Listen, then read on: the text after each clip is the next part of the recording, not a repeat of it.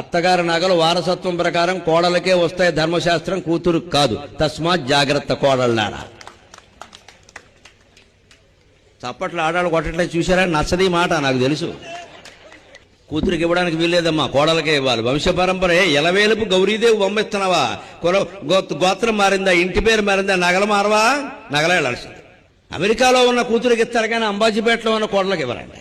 పైగా ఇంట్లో ఎక్కడో పెట్టి ఈ రహస్యాలు ఆవిడకి చెప్తారు ఫోన్ చేసి, నువ్వు చూసుకోయే. వంకర బుద్ధులమ్మా, ఇవన్నీ మార్చుకోవాల్సిందే. నాకేం మొహమాటం వెళ్ళా, మళ్ళీ పిలవకపోయినా మంచిదే. నేను నిజమే చెబుతాను.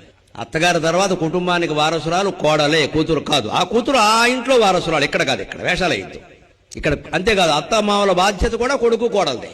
కూతురు చూసుకుంటుంది కదా, చూడాల్సిన అవసరం ఆవిడికి లేదు. కొడుకు కోడలే చూడాలి. ఆ బాధ్యత వాళ్ళదే, ఆ బంగారము వాళ్ళదే. ఏముంటే అదే.